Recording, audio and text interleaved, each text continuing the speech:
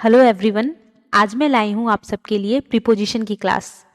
Preposition दो शब्दों से मिलकर बना होता है, प्री और पोजीशन।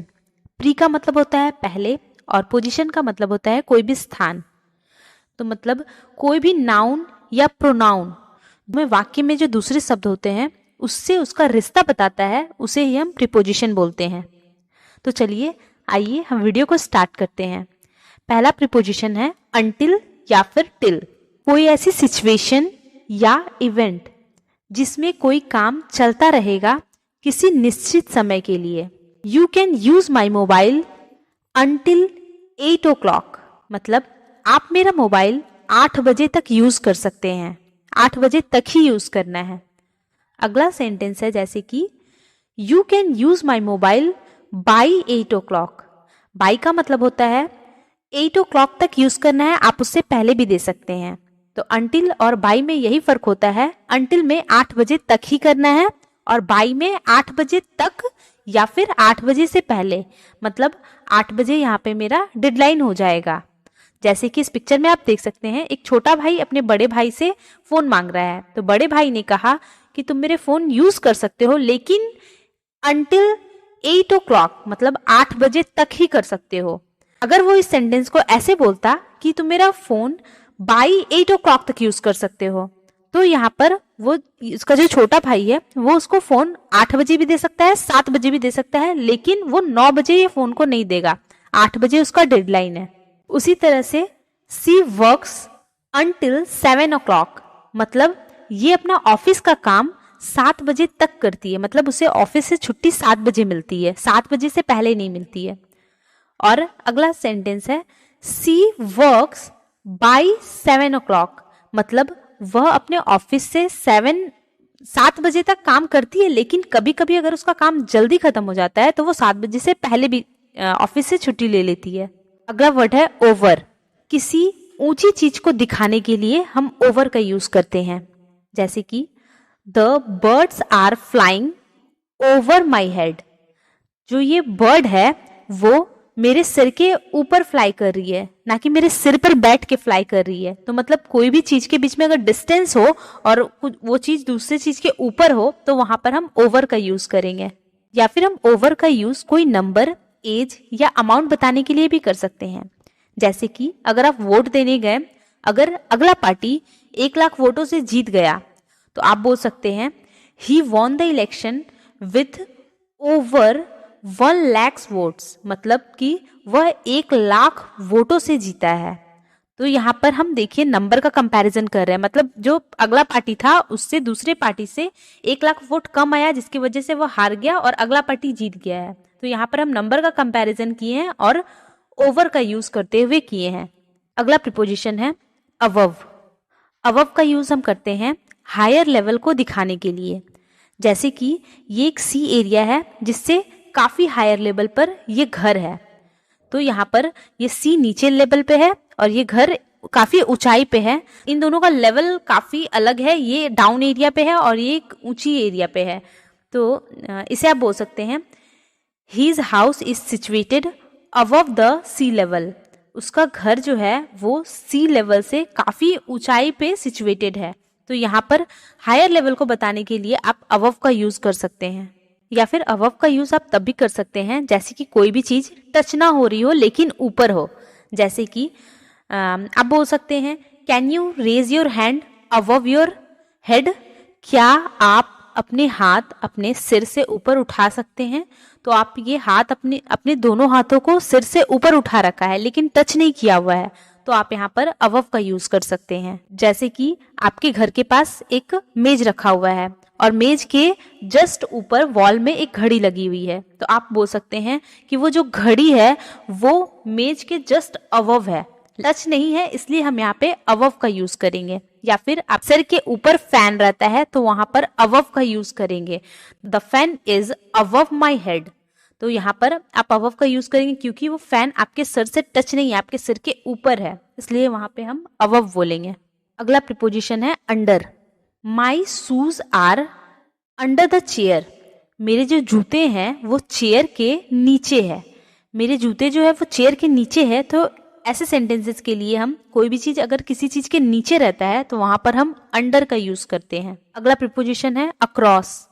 अक्रॉस का यूज हम तब करते हैं जब हम कोई भी सीधी लाइन पे चल रहे हो, जैसे कि we saw them walking across the street. हमने उन्हें चलते हुए देखा था स्ट्रीट पर। जब कोई भी इंसान स्ट्रीट पर अगर सीधा चलता है तो वहां पर हम अक्रॉस का यूज करते हैं।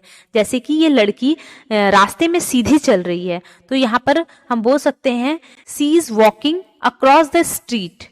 तो यहाँ पर हम अक्रॉस का यूज किए क्योंकि ये लड़की सीधी चल रही है रास्ते में। अगला वर्ड है थ्रू। थ्रू का यूज हम तब करते हैं जब कोई भी चीज एक जगह से दूसरी जगह पर आती है, वो भी किसी इनक्लोज्ड एरिया में। जैसे कि the ball went through the window. जो ये बॉल है, ये बॉल जो है आया है कहाँ से? विंडो के थ्रू आया है। मान लीजिए बाहर कोई बच्चा क्रिकेट खेल रहा है और वो बॉल को मारता है और वो किसी के घर में आ जाता है वो बॉल। तो ये बॉल किसके थ्रू आया है? ये बॉल आया है इस विंडो के थ्रू। तो यहाँ पर ये बॉल किसी इनक्लोज्ड एरिया में आया है और खिड़की के थ्रू आया है, इसीलिए हम यहाँ पर थ्रू का यूज करते हैं। जब भी कोई चीज इनक्लोज्ड एरिया में अंदर से बाहर या बाहर से अंदर आती है तो वहां पर हम थ्रू का यूज करेंगे। अगला प्रीपोजिशन है upon. Immediately after doing something और समथिंग हैपेंस। मतलब एक काम को खत्म करते ही कुछ दूसरा चीज अगर शुरू हो जाता है तो वहां पर हम अपॉन का यूज करते हैं। Ravi got married immediately upon passing out the college. Ravi ने कॉलेज पास करते ही शादी कर लिया। तो यहाँ पर रवि शादी कर रहा है कॉलेज पास होने के बाद। एक काम खत्म होते ही दूसरे काम अगर शुरू हो जाती है तो वहां पर हम अपॉन का यूज करते हैं। अगला वर्ड है on. Use on when one thing is attached to और टचिंग समथिंग। मतलब हम ऑन का यूज तब करेंगे जब कोई चीज किसी चीज से अटैच हो या फिर उसको टच की हुई हो। जैसे कि आप देख सकते हैं the books is on the table. जैसे कि we are in the classroom. मतलब हम लोग कहाँ पे हैं? हम लोग क्लासरूम में हैं। तो क्लासरूम को हम लोगों से जोड़ने के लिए हम इन प्रोनाउन का यूज करेंगे। तो यहाँ पर हम एक इनक्लोज्ड एरिया के बारे में बता रहे हैं, एक क्लासरूम के बारे में बता रहे हैं, पूरे स्कूल के बारे में नहीं बता रहे हैं। अगर हमें सिर्फ क्लासरूम के बारे में बताना है तो हम बोलेंगे we are in classroom, we are in the classroom. लेकिन अगर हमें बोलना है मैं स्कूल में हूं तो हम बोलेंगे we are at the school. तो आप लोगों को समझ में आया होगा इन और एट का डिफरेंस। अगर हम किसी इनक्लोज एरिया में हैं तो हम इन बोलेंगे, अगर किसी हम खुले एरिया में हैं तो वहां पर हम एट का यूज करेंगे। चलिए एट को फिर से समझते हैं। एट का यूज हम कब करेंगे? At tells us that the following noun is located at the specific point और लोकेशन। एट हमें बताता है कि ये जो फॉलोइंग नाउन है वो किसी लोकेटेड है किसी स्पेसिफिक पॉइंट या फिर लोकेशन पे। अगला प्रीपोजिशन है ऑन और ऑन टू। तो चलिए देखते हैं इन दोनों का यूज हम कब करते हैं। जब भी मूवमेंट होता है किसी सरफेस पे, मूवमेंट टू अ सरफेस, मतलब जब भी किसी सरफेस पे मूवमेंट होता है तो वहां पर हम ऑन या फिर ऑन टू का यूज करते हैं। ऑन का यूज हम कब करेंगे वो भी देखेंगे और ऑन टू का यूज कब करेंगे वो भी देखेंगे। तो चलिए देखते हैं। The dog jumped on to the table. मान लीजिए यहाँ पर एक कुत्ता बैठा हुआ है और वो जंप करके यहाँ से सोफे पे चले जाता है। तो एक स्थान से दूसरे स्थान पर जा रहा है, मूवमेंट हो रहा है और उसका सरफेस भी चेंज हो रहा है। तो ऐसी जगह पे हम ऑन टू का यूज करेंगे। अगर मान लीजिए ये कैट सोफे पे ही बैठ के जंप करती तो हम वैसे सिचुएशन में बोलते the cat jumped on the table. मतलब अगर सरफेस चेंज हो रहा है, एक स्थान से दूसरे स्थान पर जा रहा है तो ऑन टू का यूज करेंगे। अगर एक ही स्थान पर वो मूवमेंट चेंज कर रहा है तो वहां पर हम ऑन का यूज करेंगे। अगला प्रीपोजिशन है इन और into. Movement toward an enclosed area. अगर किसी बंद एरिया में, किसी इनक्लोज्ड एरिया में मूवमेंट हो रहा है तो वहां पर हम इन या फिर इनटू का यूज करेंगे। तो चलिए देखते हैं इन का यूज कब करेंगे और इनटू का यूज कब करेंगे। The cat is going into the box. मान लीजिए ये कैट पहले यहाँ पर बैठी हुई थी और ये यहाँ से जंप करके इस कार्टून में गई है।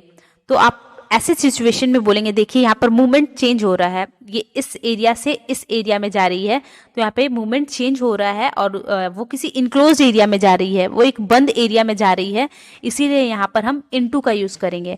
The cat is going into the box, वो कैट जो है वो एक बॉक्स के अंदर गई है, लेकिन अगर वो पहले से ही बॉक्स में रहती और बॉक्स में ही घूमती और बॉक्स में ही खेलती तो वहां पर हम बोलते हैं the cat is in the box, मतलब कैट पहले ही भी बॉक्स में थी, अभी भी बॉक्स में है, तब हम इन का यूज करेंगे। लेकिन अगर पहले कहीं और थी और अब भी वो इनक्लोज्ड एरिया में गई है, वो बॉक्स में गई है, तो वहां पर हम इनटू का यूज करेंगे। अगला प्रीपोजिशन है बिटवीन।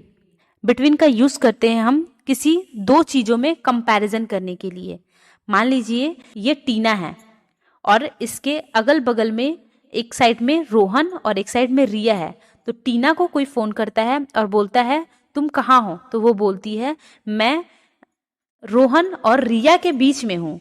तो यहाँ पे दो लोगों के बीच में कंपैरिजन हुआ है, तो यहाँ पर हम बिटवीन का यूज करेंगे। किसी भी चीज के बीच में रहना तो वहां पर हम बिटवीन का यूज करते हैं। दो लोगों के बीच में रहना या फिर दो वस्तु के बीच में रहना तो वहां पर हम बिटवीन का यूज करेंगे। अगला प्रीपोजिशन है अमोंग।